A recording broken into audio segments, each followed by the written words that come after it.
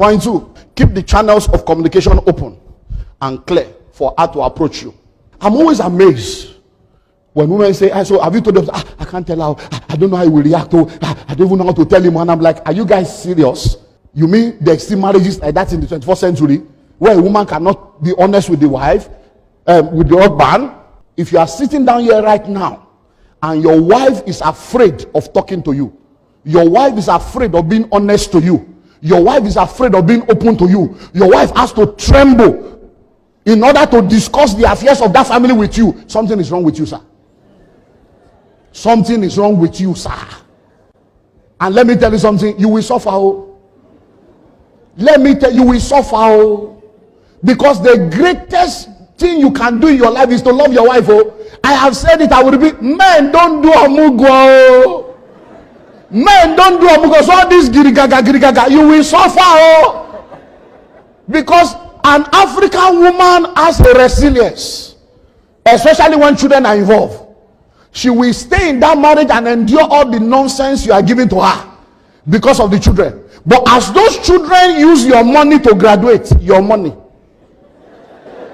you send them to the best school with your money, but you are insulting their mother. When they why do you think Mother's Day is more popular than Father's Day? Why do you think people love their mother more than their father? It is the man that pays house rent. It is the man that pays school fees. It is the man that, but the woman is the one that gives them breast. So everything, they were in her womb. They were not in your womb. They came out of her. They didn't come out of you.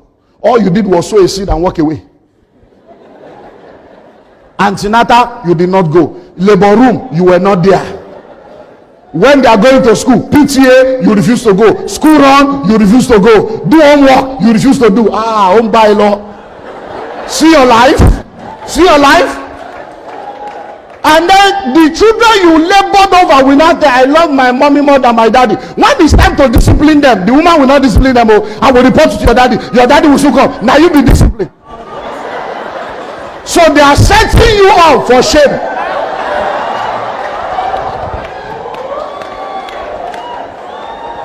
So by the time you are now in your 60s, and all the children are in Canada and America with all this relocation now, I'm just laughing. And my family is relocating. My wife will stay with the children. I just they laugh. I know Shemi. I dey sorry for you. You will become a visitor in your own family very soon. By the time you are now old and the children start giving birth to children, what will your wife do? She will now be going for Mugo. 6 months in London, 6 months in Canada, and they will now leave you at home. Old man like vegetable. And they will just look for one small nurse. They'll be paying her 40,000 to take care of you, and they will nurse your life to hell. So keep the line of communication open. Love your wife. Let her express herself. Listen to her. Because communication is key in any relationship that wants to succeed. If there is no effective communication in your relationship, forget it. You are fooling yourself. I remember, I think I've shared this with you before, a story of a couple. Instead of them communicating with each other, they communicate by writing letters. They live in the same household, but it's letter. So the man wrote a letter to the wife and said, babe, I have an interview tomorrow morning. Wake me up by 5 a.m. So he wrote it and put it on the bed. So that when the woman comes, she will read it. Okay. And then she will wake him up. So the next day, he woke up after 7. And he was angry. I told this woman to wake me up by 5 a.m. By the time he woke up, he was angry, and then he saw a paper by the side of the bed. It's 5 a.m. Wake up. It's 5 a.m. Wake up. That's what I'm telling you. Finally, open your mouth and begin to pray. Lord, make me a testimony in my home. Let my wife testify of me. Let my husband testify of me. Make me a testimony. When my wife remembers that she's married to me, let her break forth in worship. When my husband remembers that he's married to me, let him break forth in worship. Let him be grateful and be thankful every day. Make me a testimony.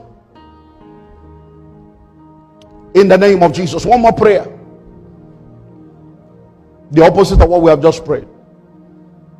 A man came to church one day, and the pastor said, Whatever burden you have in your life, cast your burden upon the Lord, and God will take care of it. So when you get home, lift your burden to the Lord, and God will take care of your burden. And when the man got home, he lifted up his wife, and the wife was thinking it was an act of love. He said, why are you lifting me up? He said, pastor said we should lift up our burden to the Lord. You are a burden in my life.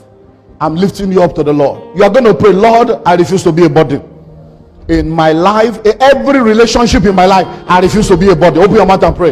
In 2020, I will not be a burden to my husband.